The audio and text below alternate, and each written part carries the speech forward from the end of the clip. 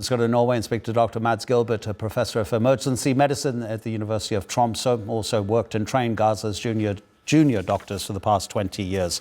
Thank you for joining us, Mads. What does it mean when the two hospitals in the north, in Gaza City, Al-Shifa and Al-Ali, are working at 300% capacity?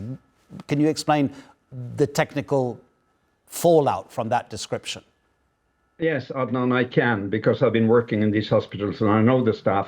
It's only thanks to the extreme heroic efforts by the doctors, the nurses, and the volunteers and medical students that they can maintain the medical functions and take care of patients. But of course, there is no space.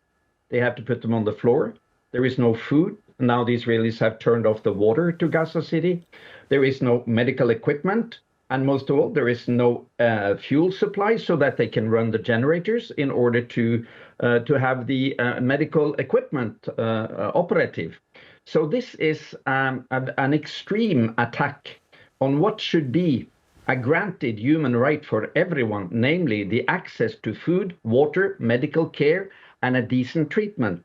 So when these two hospitals are working, and it's not only these two, Nasser Hospital in the south has currently 1,000 injured from the attacks and the shooting at the food distribution points, the traps, the death traps, and they have 300 beds normally. So they're all running at 300, 400% over capacity. And it means very simply that people die from things that could have been treated and the death could have been prevented.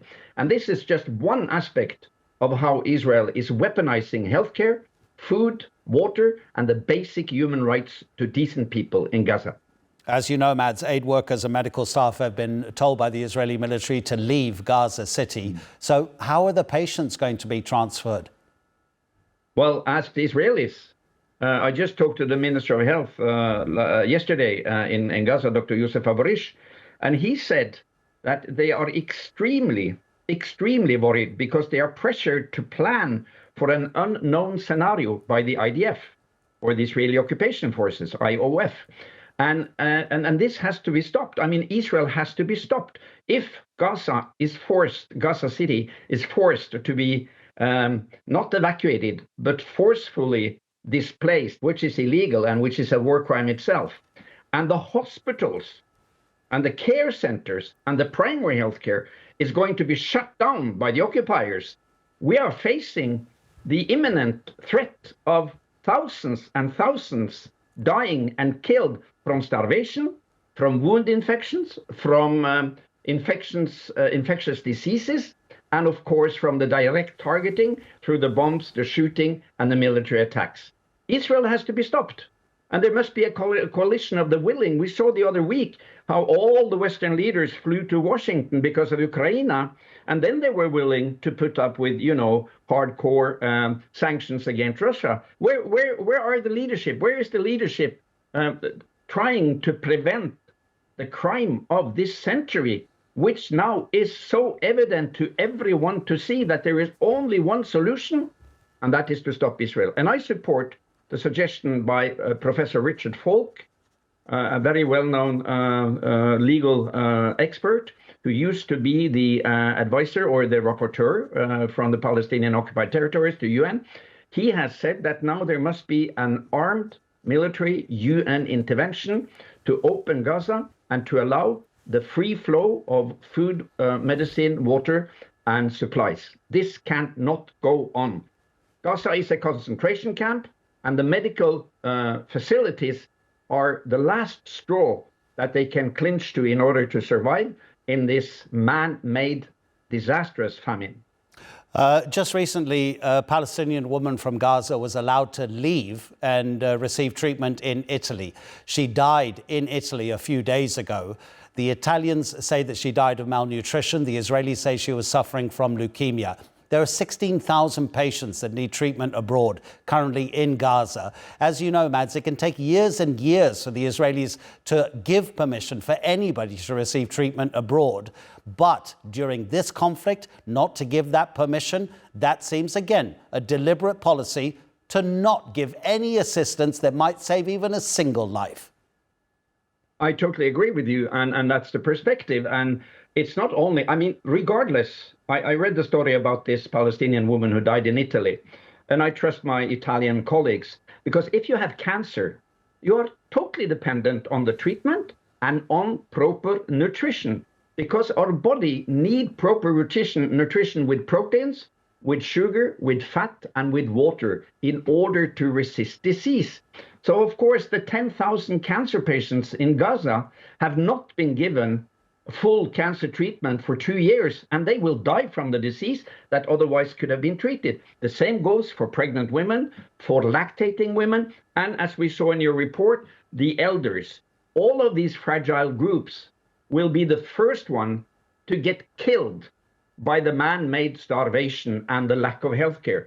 Don't forget that the Turkish Friendship Hospital, which was the central cancer hospital in Gaza, was one of the first hospitals to be bombed and evacuated and destroyed.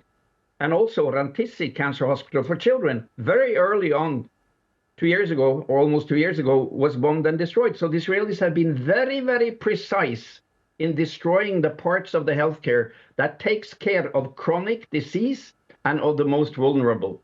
And this is how they kill. They do it slowly. And in addition to this, don't forget the daily toll from killing at the food distribution points. And I think that has now passed 1,900 killed at the GHF distribution points, 1,900 killed there, and 13,600 injured there on purpose, people who are seeking to get some food. So they use all the mechanisms of a concentration camp ruler to starve, to shoot, and to kill the people inside. It is the crime of the century. We see these bodies, the skeletal appearance of children, adults, the elderly. How long does it take a human body to recover from a lack of food after it's been starved for so long? Because presumably, even if Gaza had everything it needed right now, that wouldn't immediately fix the problem. Well, Adnan, if they ever recover, because we know from academic studies that poverty and starvation in childhood leaves lifelong wounds in the body, in the arterial system, in the blood vessel system, in the psyche, in the development, the growing. All of these aspects are well known. So the Israelis know what they're doing. They know that this, in particular, starvation of children will have lifelong medical consequences for their development. And don't forget that half of the population in Gaza are children. And the average age in Gaza is not even 18 years. So if you recover, you will be stained by the starvation.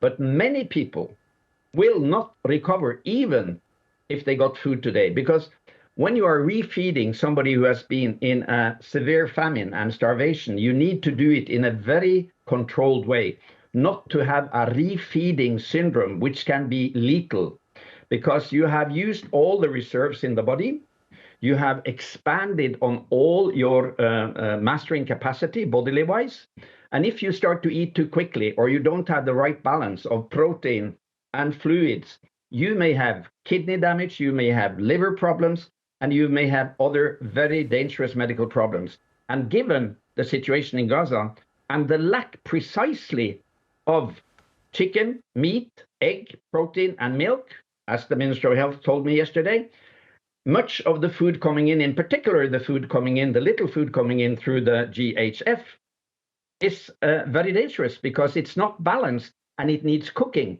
So this is a complex situation, and the only ones who can handle a controlled and responsible way of refeeding the population in Gaza are the heavy UN agents like the World Food Programme, the UNRWA, and the World Health Organization. They need to be reinstalled and to have the international mandate. Gaza must be opened immediately, and anyone, any political leader, in particular the leaders in Europe and the US, Canada, and Australia, who do not put all their strength on Israel by sanctions and pressure, direct pressure, they are complicit in the crime of the century, which is going on in Gaza in front of our eyes.